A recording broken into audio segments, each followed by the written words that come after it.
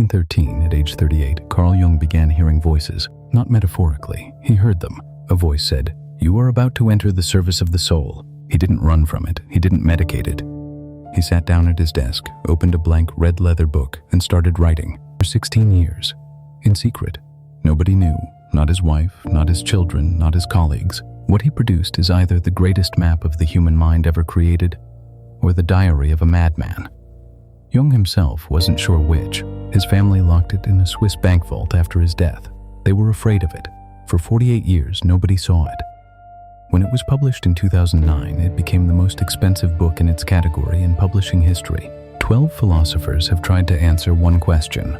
How do you live when nothing gives you instructions? A slave said, "Control what you can." A rebel said, "Revolt." A prisoner found meaning in hell. An old master said, "Stop forcing." But Carl Jung asked a completely different question. Not how do you live, but who is doing the living? Because you are not one self, you are many, and at least one of them is keeping secrets from you. You've seen the other Jung videos. The shadow explained, the archetypes listed, the quotes about who looks outside dreams. I never tell you about the 13-hour meeting with Freud, the voice that started it all. The book locked in a vault for 48 years. This is not one of those videos. This is Mindscape Philosophy. 12 episodes of philosophy brought us here. Today, the man who mapped the unconscious and nearly didn't come back. Carl Jung and the shadow you've never met. To understand the Red Book, you have to understand what happened right before it. In 1907, a 31-year-old Jung traveled to Vienna to meet the most famous psychologist in the world, Sigmund Freud.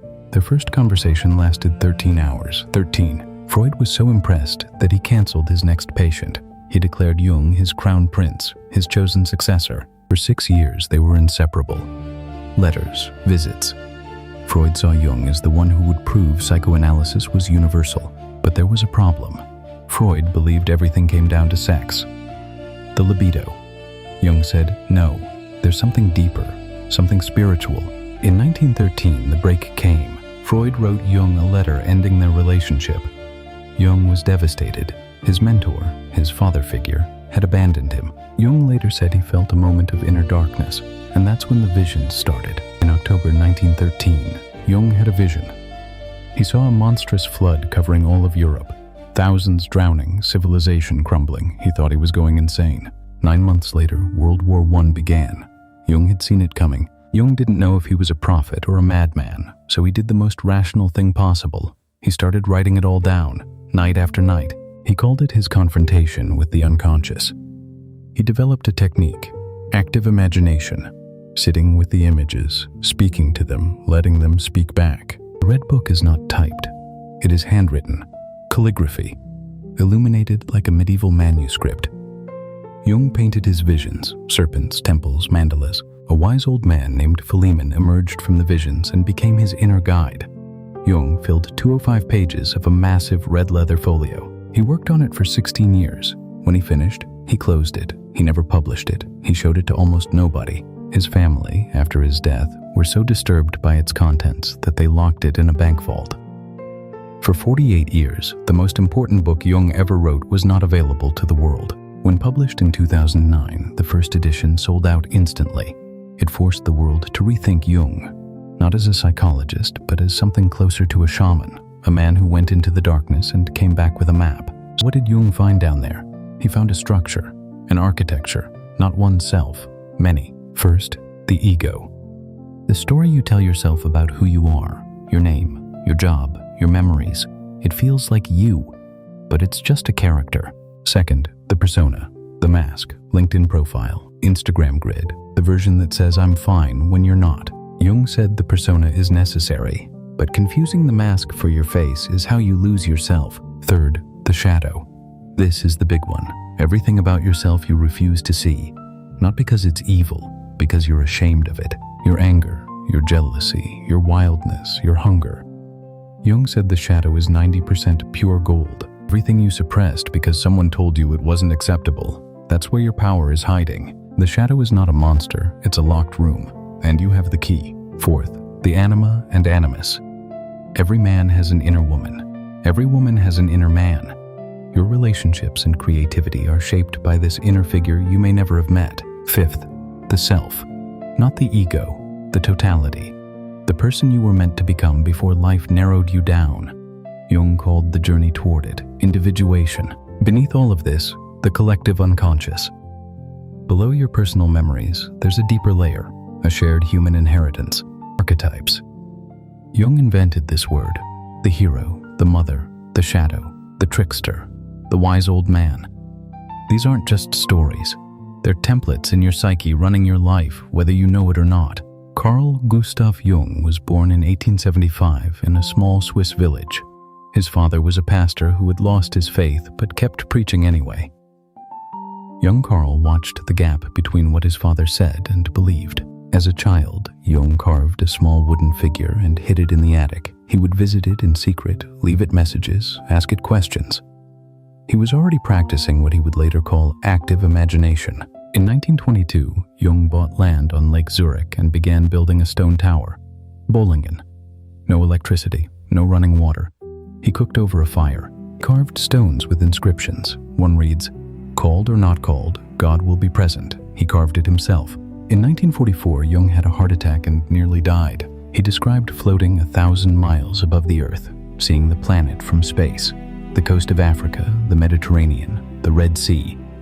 Decades before astronauts confirmed what Earth looks like from orbit, Jung had already seen it. Then he felt something pulling him back. His doctor appeared in a vision and told him, "You must return."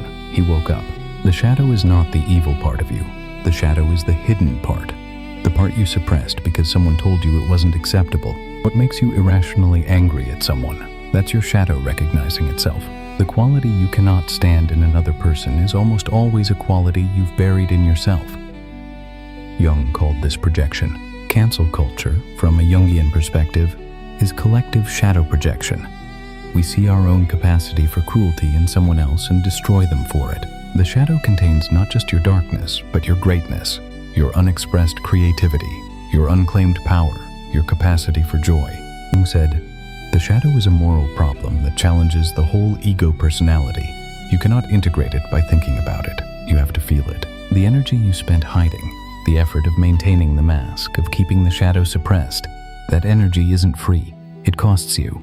Every 3 a.m. thought, every outburst you can't explain." Jung's most famous rule, until you make the unconscious conscious, it will direct your life and you will call it fate. Every relationship you keep repeating, every job you keep hating, every pattern you swear you'll break and then don't. That's not fate. That's your shadow running the show. In 1949, Jung was treating a patient who was completely stuck. Rational, intellectual. She had an answer for everything. She was describing a dream about a golden scarab. At that exact moment, Jung heard a tapping at the window. A rose chafer beetle, the closest thing to a golden scarab in Switzerland, was trying to get in. Jung opened the window. He caught the beetle in his hand. He turned to his patient and said, "Here is your scarab." Her rational defenses collapsed. She began to heal. Jung called this synchronicity. He developed the theory with Nobel Prize-winning physicist Wolfgang Pauli. Their 26-year correspondence fills a book, Atom and Archetype. They argued that mind and matter are not separate.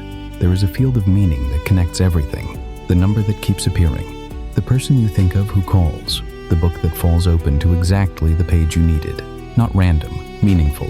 Jung didn't just study the Western mind. He looked east and found that ancient traditions had mapped the same territory he was exploring. He wrote the foreword to the English translation of the Tao Te Ching.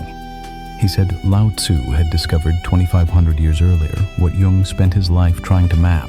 Lao Tzu said, "Do you have the patience to wait until your mud settles?" Jung called that active imagination, the uncarved block. That's the self before the persona shaped it. Wu Wei, effortless action. That's what happens when the ego stops fighting and the self leads. Same truth. Two traditions. One mind. Jung gave a legendary seminar on Nietzsche's Thus Spoke Zarathustra. It lasted 6 years. 1934 to 1939. A small group met in private. Jung told them, "Nietzsche went where I was afraid to go." Nietzsche had descended into the unconscious without a map. The Red Book was Jung's attempt to go to the same place, but come back. Jung painted a mandala nearly every morning. A circle, a center, symmetrical patterns. He drew them as a form of self-analysis. He said, "I had to abandon the idea of the superordinate position of the ego. The self is the center, not the ego. The mandala shows you this. Tibetan Buddhists knew it. Jung rediscovered it. Pause. You can find the shadow explained in any video about Jung. You can find the archetypes listed in any textbook. What comes next is why this video exists. What do you actually do with this knowledge? Wake up, check Instagram, post a version of yourself, scroll through versions of other people. Your persona has never been busier, and your shadow has never been hungrier. Jung saw this coming. He predicted modern people would become so identified with their masks that they would forget they had anything underneath. You feel like you're falling behind. Everyone else has it figured out. That's not you running that race. That's your persona, and it's lying to you. Jung wrote, "The most terrifying thing is to accept oneself completely, not improve, not fix, accept, including the shadow. That acceptance is the beginning of everything. Every myth you've ever heard, the Minotaur, Medusa, the hero descending into the underworld, these aren't just stories, they're maps of your psyche. The labyrinth is your unconscious, the dragon is your fear, the treasure is your unlived life." Jung spent 50 years proving this. 3 practices.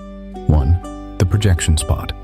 When someone triggers you today, anger, disgust, judgment, pause. Ask, what is this showing me about myself? Write it down. This is not about forgiving them. It's about reclaiming yourself. The quality you hate in them is almost certainly a quality you've buried in yourself. 2. Active imagination. Tonight, sit in a quiet room. Close your eyes. Let an image arise. Don't control it. Speak to it. Ask it what it wants. Write down what it says. 3. The shadow dialogue. Take 2 chairs. Sit in one. Speak as yourself. Move to the other. Speak as your shadow. Let it say everything. The anger, the desire, the truth. When you're done, notice what changed. Jung died on June 6, 1961, at his home in Küsnacht, Switzerland. He was 85. His last recorded words were about seeing a vision, not of destruction, but of transformation. He said, "I see an enormous stretch of devastation, but it is not destruction. It is transformation." The words he invented are now the words you use to describe yourself. Introvert, extrovert, archetype, complex, synchronicity, persona, shadow. He literally created the vocabulary of your inner life. Jung mapped the unconscious. He showed you there are parts of yourself you've never met, but he also left a question unanswered. What if the suffering in your life has a cause you can actually locate? What if there's a method, not a belief, a method, for ending it? The Buddha, 2,500 years ago, under the Bodhi tree. He didn't pray, he didn't worship. He sat down and said, "I will not move until I understand why we suffer." What he discovered, the 4 Noble Truths, the Eightfold Path, is the most practical answer to the question this entire series has been asking. Next time, Season 1 finale on Mindscape Philosophy, 14 episodes. From a Roman slave to the Buddha under the Bodhi tree. Every philosopher pointed toward the same truth. You don't need to become someone else. You need to meet who you already are. All of it, even the shadow, especially the shadow. This is Mindscape Philosophy. Tomorrow morning, 1 projection spot, 1 moment of active imagination. That's your shadow work. That's your individuation. See you next week. Season 1, finale, the Buddha.